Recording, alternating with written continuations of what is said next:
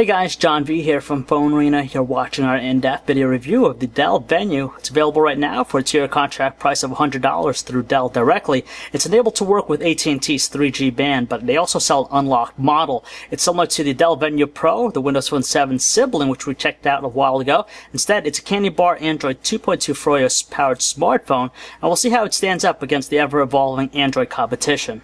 Utilizing the same design found with the Dell Venue Pro, except for the fact that it doesn't offer a keyboard, the Dell Venue is indeed one pretty looking handset. There's a good elegance to it, it's refined, and has some really premium choice materials. We like the chrome trim sidings, it just gives it a really nice premium look combined with the plastic exterior. It's a little bit larger than most handsets out there, but still, it's definitely a beauty.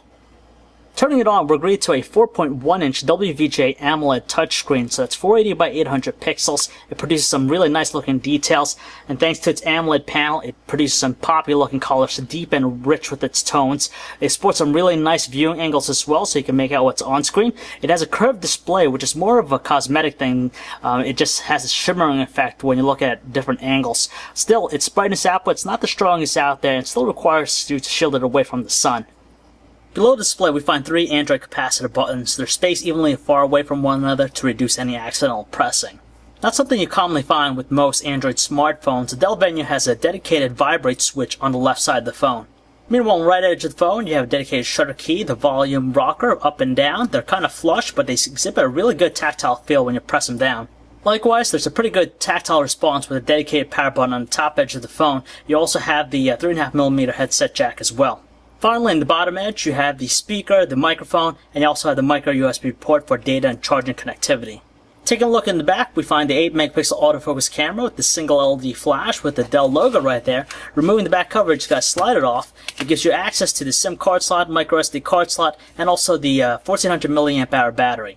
6 months ago, the Dell Venue's 1GHz Qualcomm Snapdragon 8250 processor would have been perceived to be a high-end chipset, but nowadays it's more defined to be in the mid-range market. Its performance on the Dell Venue is a little bit sluggish though, not the most responsive we've seen. With an animated live wallpaper activated, it does kind of strain a little bit. It's not as responsive as we like. You kind of see that too with the app panel here. There's a little bit of delay, but it's not really too debilitating and it's still more than tolerable. It features the Dell Stage UI running on top of Android 2.2 Froyo, so you still have all the personalization aspects. With the Dell widgets here, they're quite useful. They take the entire space of each single home screen, although it works with the tablets like the Dell Streak 7 and Dell Streak 5. It doesn't feel as ideal here with the Dell Venue. With its sizable display, the messaging experience is pretty good with the Dell Venue. You can tell with the stock Android keyboard here that we're using, it's more than responsive to touch and it's able to keep up with our rate. The layout is more than spacious, and of course, landscape option is the preferred one just because it's a lot more larger. You also have the swipe keyboard on board as well if you want to use that as an alternative. Thanks again to its large 4.1-inch display, the Gmail experience on the Dell Venue is pretty fantastic just because there's less scrolling needed to read your emails. You get all the features you commonly expect as well on any other Android smartphone. Setup is a breeze, your username and password is pretty much all you need, and in some instances, it'll require additional piece of information.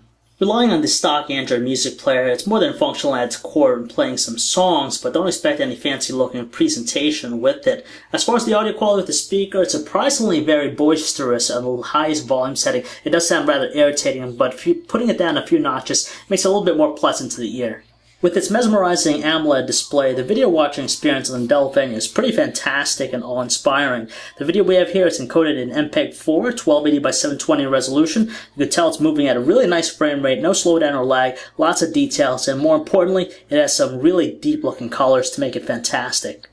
As a whole, the Dell Venue's 8-megapixel autofocus camera shoots some sub-average looking shots, although it excels highly in outdoor sunny conditions just because it captures a fair amount of detail and some neutral looking colors. It doesn't do greatly in low lighting shots, whether it's in outdoors or indoors.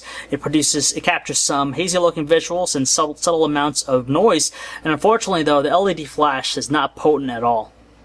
Equally, the Dell Venue 720p video recording is not all that great. First of all, it shoots at 20 frames per second, so it's a little bit on the choppy side, and has some soft-looking visuals and audio recordings on the hissy side, so it's not the best thing, and when you pan really quickly, there's a noticeable amount of artifacting.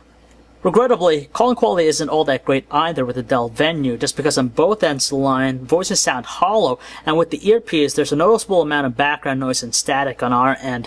When I switch to using the speakerphone, however, it does produce some strong tones, but voices tend to sound muffled. Signal strength with the Dell Venue is pretty good. In high coverage areas, it puts up a good amount of bars and doesn't fluctuate that much. Strangely though, we did drop a few calls during our testing.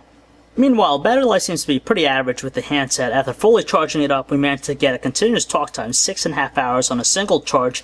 As far as daily normal operation, mainly consisting of text messaging, web surfing, emailing, and an occasional phone call, we're able to get a good day, but for light users, you'll probably get a little bit more. Heavy users, on the other hand, might want to recharge this as much as they can.